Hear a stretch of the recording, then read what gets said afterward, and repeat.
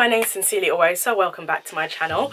If you haven't come across my channel before, I upload beauty, style and straight talking videos. Today's video is going to be a straight talking video about interracial relationships. So yeah, a lot of people feel like if you're in an interracial relationship and you're dating a black person, that you can't be racist. I see a lot of comments on Twitter. Well, after they've said something racist, they'll say, oh, how can you say I'm racist? My girlfriend's black, my wife is black, or my boyfriend is black, my sister has a mixed race child, or stupid stuff like that. A lot of people ask, oh, why do non-black partners need to care about the race issues that affect their black partner? The reason is that our blackness defines the way that the world treats us, it defines the way that the world responds to us, it defines the way the world engages with us. So it's the job of the non-black partner to check the racism of your family and friends. It's not something you can shy away from, because this is the role that you signed up for when you date someone who is black. Now, a lot of white people, but non-black people do this as well, but many white people love the idea of black people and love the idea of black culture, but when things hit the fan, they disappear. There's a lot of brands, and you know the ones I'm talking about, there's a lot of brands out there who use and appropriate urban culture, basically black culture, black slang and black hairstyles, black fashion. They appropriate that, they steal it for their own good, and then they don't represent us on social media, they don't represent us in campaigns. We never see them on their Instagram pages, their Twitter pages, their Facebook pages. All the models are white. Many white people with mixed race children also ignore the racism that affects the black community. I remember specifically one day when I was working years ago, and I was doing my makeup at work because I was going, don't ask me why I was doing my makeup at work, and one of my colleagues who is mixed race, she made a comment, something like, yeah, I don't know why you're using that product because I know you want to be like me. Excuse me, say what? Part of that probably boils down to the fact that her white parent did not instill in her the issues that affect us, but instead she's grown up with that mentality that anyone darker than her is jealous of her or see her as a threat.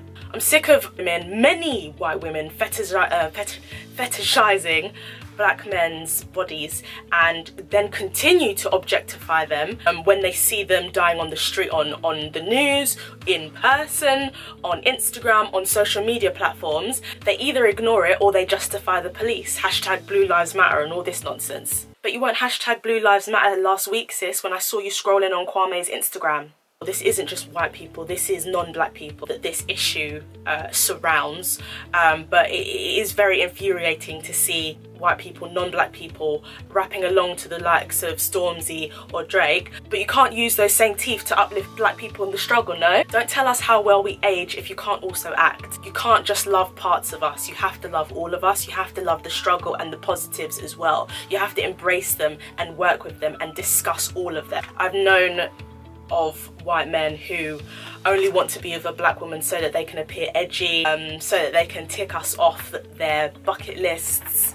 If you date us, you have to be anti-racist. You can't just be non-racist or colourblind. Black people can't afford to be colourblind. That phrase in itself, I believe, is a result of white privilege. The difference between being non-racist and anti-racist, many people who are non-racist will use phrases like, not all white people are racist though. I realise that, Margaret, but what about the plethora of white people who are? Or, I find that Black Lives Matter movement really intimidating. Being non-racist means no action. It's passive. Being anti-racist means opening your gums to talk about racism and race. Instead of yapping to us about how non-racist white people are, use that time to educate white people you know about racism. That's anti-racist. Look, we need to pay close attention to the people that we date. We need to make sure that they stand with us. You know, I think a lot of people, black people included, are trained to think that racist people dress up like the KKK and go around lynching people, but that's just not the case. The case is, a lot of the time, it's very, very subtle and it needs to be checked. In the name of Get Out, I'm begging you, stop dating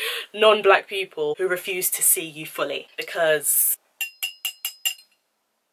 thank you so much for watching this video. I hope that you've enjoyed it. If you have any comments to make, whether you disagree or agree, please leave them down below. And yes, make sure you share this video with non-black people, black people, and spread the education, and also make sure you subscribe to my channel. The subscribe button is down there. Click the little bell ting and you can get notifications, because YouTube boxes, sub boxes just suck.